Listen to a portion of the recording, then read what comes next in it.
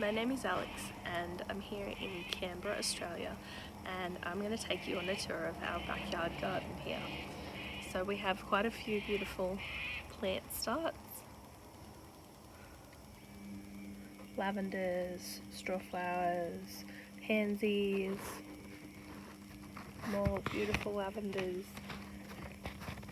We've started some seeds from last year's seed collecting and seed saving.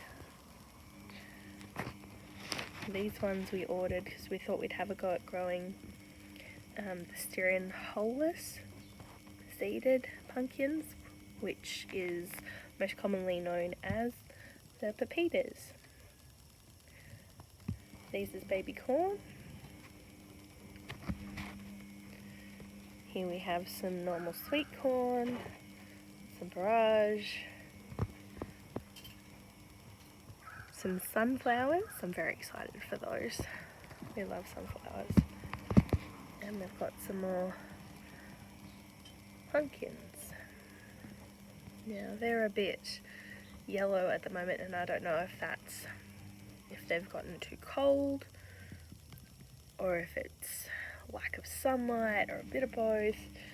But these seeds, unfortunately, when we were saving them, they went a bit mouldy, so we had to try and plant them to save them.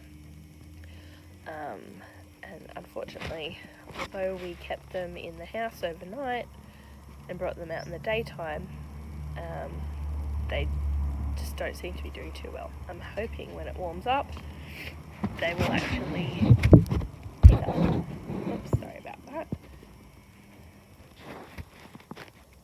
Now, I'm just a backyard gardener. I don't have all the fancy cameras and all those types of things, so I've just got this going on my iPad at the moment, so I'm very sorry if the quality of the video is not that great, but hopefully I can convince my husband to help me do future videos. But I was just a bit excited to get in and get showing what we've got going at the moment. So our backyard is a bit untidy at the moment. We're in the middle of redoing it, making greenhouses and tidying it up, as well as looking after 3 children, so bear with me. We have lemongrass, and this was actually started from the bottoms of store-bought lemongrass and sticking it in water for a week and waiting till it got roots on it, and then popping it in the soil and making sure it's got fertilizer and water, and we give most things fertilized with sea salt because we don't like a lot of chemical things around 3 kids, especially if they're exploring in the garden. We've also got this blackberry thornless. I haven't done very well with it this year. I'm still learning about blackberries and how to prune them. I'm not sure if I've done this one right. I may have some of the last year's wood on there still. This is something I'm still in processes of learning myself. But hopefully, when spring hits, we'll have some fruit. It seems to have a bit of life in it, so with all the new buds.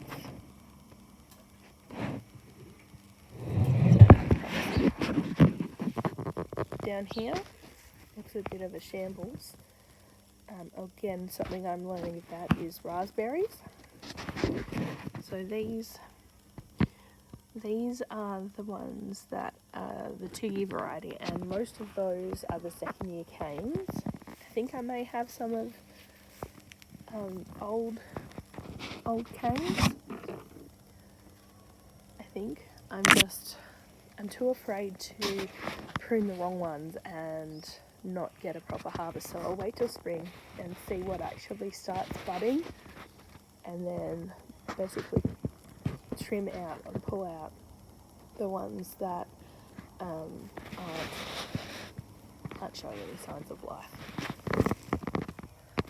We bought a whole bunch of these raspberries, and these ones are the autumn fruiting varieties, so basically they fruit later in the season, and these ones they grow, the berries grow on the first year's growth, and then when they're done you can actually just trim them off and leave in the roots, and they will come back next year. So it's only one harvest instead of two apparently. These ones give two if you're careful with how you prune them and how you look after them. But because I'm only beginning with raspberries, I thought these might be a good option, especially since my 2-year-old daughter is obsessed with berries. So we also have 2 elderberry plants. We just picked those up a couple of weeks ago from a local nursery, and we're very excited to see how they go. I've also got a silverberry plant. I think it's about 2 plants. I just stepped on a toy. 2 plants, and they're thorny and they grow extremely well. I actually put 6 plants in to begin with because I didn't realise how big they grew. From the tiny little plants that are about 2 centimetres high, they actually take over everything and pop up everywhere, so you've got to be very careful. I've got strawberries in there, and these are our fruit and nut trees, so they're dormant at the moment, but hopefully when spring hits they're going to burst into life. So we had this greenhouse as an interim until we got this one put together, which we've only just finished putting that together today, which is fantastic. So we're in the middle of taking things out of here. We took all the seedlings off the shelf and popped them into the new greenhouse, and these will follow. And then we'll pull this down and take the shelves out, and we'll pop it into this one, because you will see it's got a lot of space and needs shelves, so we can get the most out of the space. So hubby and I both love to garden, and this is his side. So he's got some bush beans going. He's got some corn. He really likes growing corn and pumpkins. More corn. More corn. Grammars. Pumpkin. Squash.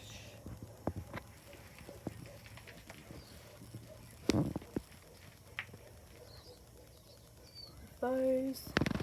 And this is my side, what I've got put out so far, but just kind of holding on and waiting until we have room in the greenhouse. The greenhouse is really crazy. So I've just got some zucchini started there. Now these have a little story. This pot-like tray. Now these came in a birthday present seed packet from my dad and his wife, and apparently these can be anything from squash to gourd to pumpkin, anything like that. They couldn't remember what it was, so it's like a surprise and the present that keeps on giving, because you're just waiting to hang out to see what it could possibly be. And I have some rosella. I'm not sure if that's something there or if that's just the weed. I'm not sure. I've never grown rosella before. And this is spaghetti squash, and it's just starting to come up. Fantastic. I've got tomatoes, and then I'm gonna have a go at growing this gem corn, glass gem corn. I'm a bit excited to see what it'll be. This is going to be cicada melon, which is a small white melon, Japanese melon. Got custard apple and red cos lettuce planted there, so hopefully they pop up soon. And these green zebra tomatoes. start of one. I'm a bit excited about those because they've got to be my favourite non-red tomato. And this little guy, he's an interesting story. I have a vertical garden and not a lot really lasts in that over the winter time. And we're mid-August now, so we're near the end of winter, coming to spring soon. And I'm just having a look through it, seeing if there's any salvageable bok choy, because most of it's bolted, gone to seed. And I find this little guy in the back. And he's a little tomato, and it must have been from when I washed out one of my containers from inside cooking, or a chopping board, or some water from the sink or something like that, and I've watered the garden with it. And this little volunteer has just popped up from that, and he must be so strong because he lasted all of winter there.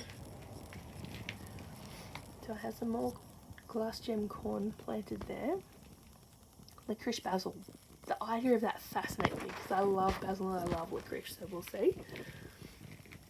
And then I've got green bush zucchinis, and these are another variety of zucchini, I think. Not quite sure those ones, but they have done well popping up. Fancy. When you're planting things, you can just use the little, oh no, there we go, Lebanese cucumbers. Use the little strawberry containers. My daughter eats a lot of strawberries, so we have a lot of these containers, as you can see. So they're very, very good for planting little things and making little mini greenhouses. So come with me. Got a compost pile going there. I'm going to cover that with mushroom compost and plant some things in there. Now this is another one of those cheap greenhouses. So basically just to keep the frost off. And I've got all varieties of peas, snow peas, strawberry runners from last season, and bulbs. And my daughter loves dandelions, and it's hilarious. I never thought I'd waste potting soil on a dandelion, but you do what makes your kids happy. So I have potted her up a dandelion or two, so that when it comes time to have the flowers, she has her own seeds. And I remember as a kid pulling them all the times, because you would take a deep breath and blow, and however many times it took you to blow all the seeds off, that round puff ball of seeds was supposedly what time it was. And that brought me so much joy as a kid, and it brings her so much joy now. And so that's my reasoning for that one. Otherwise, I just shake my head at wasting potting soil on it, but she loves it, so you do what makes them happy. Now this is a little cherry, this one, and it's already got some buds on it, which is fantastic. This is my oldest cherry, and it was very sick last year. I just don't think it's going to recover. It just looks pretty dead to me, especially when this one, in comparison, you can just see how alive it is, which is a bit sad. Now this has got a structure on top with the 70% shade cloth, which we're using as frost cloth at the moment, to cover my daughter's strawberry patch. And because the strawberries weren't really fruiting or doing anything over winter, we threw in some seeds of was it turnips? Yeah, turnips, and peas and radishes and all sorts of things. And we saved a few of the radishes and the rainbow beetroots, which I'm very excited, from one of our local hardware when they had them on special to get rid of them. I don't know why, because they were perfectly healthy, but they're $1, so I bought the punnet. And we have some sugar snap peas and snow peas all along this fence wire. And basically when spring comes and it's no longer season for peas, this is where I'll run all my varieties of beans, and I love beans. And I love all the fascinating different varieties like snake beans and dragon's tongue beans and blue lake beans, purple climbing beans, all those fascinating things. And I eat those, and my husband eats those. My daughter will have a little go, my other children won't, unfortunately. But fingers crossed they get into the garden this year and hopefully are encouraged enough to have a go of a recognisable vegetable, which they're usually a bit sus on. So here you can see some of the radishes and the turnips.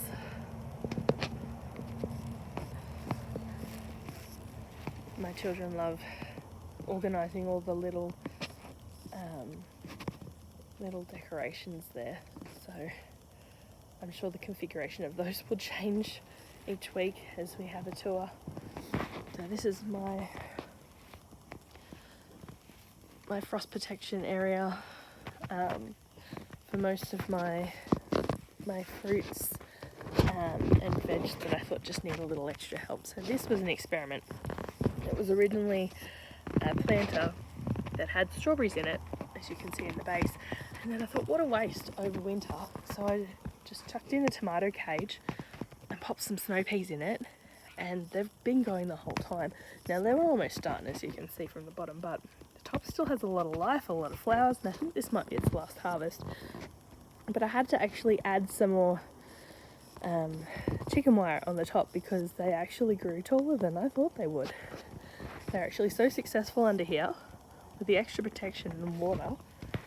It was just fascinating and wonderful. And this is my green stalk, or my stacker planter, whatever you want to call it. And so the berries I have in there are the strasberry, which is the hybrid raspberry tasting strawberry. So I wanted to keep those all together so I knew where they were, and if they threw runners off, then I could pot them up and know exactly what they were when I gave them away or planted them in a different part of the garden. I've actually got more strawberry varieties that I'm so excited about coming. The pineberry, which is the pineapple aftertaste white strawberry with the red seeds, and muskberry or bubbleberry. It goes by both those names. And there's another one where I can't remember the proper name of it, but it's a large growing strawberry. It's rumoured to grow to about half to a third palm size, so I'm looking forward to those. Got some little blueberry plants here, which are in the pots, and some of the veteran blueberry plants have been there for a while, and they're already starting to pop their little flowers and buds and all that kind of thing under here, so it must keep nice and warm under here. My dad was wonderful enough to put a little spray system so I don't have to worry about getting in there with water, so I know they're all watered well. I've got lots more strawberries in pots. I'm just keeping them in there over the winter because I have plans to move those out the front garden outside the windows closer to spring after the last frost, because we've got so many strawberries in this garden, this backyard garden, I actually don't know where to put them. And this, I was doing some pruning of my silverberry, and I actually thought I might have a go at rooting some of the cuttings that's on the prunings. I know it's a bit long. I actually thought about that last week. I should probably prune it down, but it looks healthy, so that's good news. Here's my little chamomile. I bought 3 little plants and put them in there, and then it's just taken over, so it must like where it is, and I'll probably have to separate that come spring so it can grow. But you just see some more of those little blueberry plants. You can see my piles of garden pots in the backyard. It's a bit messy. Got to get in there and clean it up. But there's always something to do in the garden. And I my strawberries. They're even flowering now, which is amazing. And we've got, I think that's an apple tree or a pear tree. I can't remember which one it is. When the leaves come in, I'll be able to tell. I've got some thyme, a blackberry, some more raspberries, and a volunteer broad bean. Funnily enough, didn't plant broad beans, but there you go. Rosemary with its gorgeous little buds and flowers. I'm going to have a go at a fairy garden this year when I can get some more bits and pieces. For my 2-year-old, I've got some mint and some lamb's ear, more raspberries. And the mint's looking a bit worse for wear, but that's to be expected uncovered because it's winter. Give that another month or so and that'll be beautifully lush with chocolate mint and spearmint and normal mint. Lovely. It's got Greek oregano in there too. And there's lemon balm around here as well. I think that's more down that end. But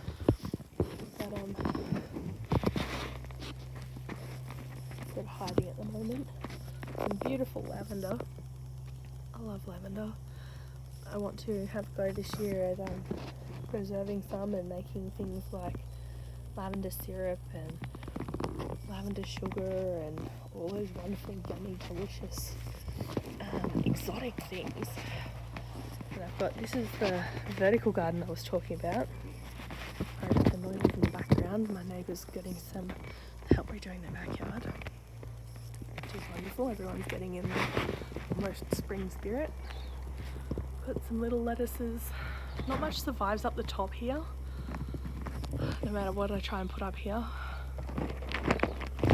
So I'm trying a little succulent and some lettuce. Here are my bolted bok choy. I actually found the volunteer tomato back here. Oh my goodness. I found another one. Oh, that's incredible. Can you see it? My goodness, that's wonderful. Oh, and my son's added his little addition to the garden. My children love coming out in the garden. And these, I love the flowers because there wasn't a lot of flowers in winter, so I left them. And now they're going to give off these lovely seed pods. And so I'm going to leave those on there, and when they're ready, I'm going to seed save those for next season. I've got some mustard greens and some lettuce down here. But honestly, they haven't really enjoyed being down there. Some strawberries. Grapevine. This will be its first year here. Got that from my dad. And just some containers. They're very basic containers. You don't need a lot to try and garden. And I've got some wire up there. So hoping I can train a few things to grow upwards and garden vertically. And save space and use every inch of space, honestly, because when you could be growing food, especially this time, why wouldn't you? So I've got some radish and some peas and some turnips and some lettuce, and there is potatoes as well underneath there because they take a long time to grow. So I've just got some things on the top, making all use of the soil I can, because the peas, the turnips, the radishes, the lettuce, it'll all be needing harvesting way before the potatoes will. They take quite a few months. So thank you for coming along with me this week, and I'll try and upload a garden tour every week, and it won't always be this long because this is the first one having a quick look around the garden, and as it comes into the warmer weather there'll be a lot more to see and hopefully a lot more to harvest. This week there really isn't too much because we're sort of in that little in-between time, and I haven't really planted a heck of a lot of winter crops. We've just mainly been focusing on getting greenhouses built and starting the seedlings at the moment. Alright, thank you for watching, and if you like what you see and you'd like to come along on this journey with me, please subscribe. And if you've got any hints or tips or ideas of how we could do things better, or what you might be doing at home, or if you're in Canberra too, we'd love to know. So please let us know. And I'll leave you with a little bit of a look at the purple peas that are coming up. Alright, see you next time.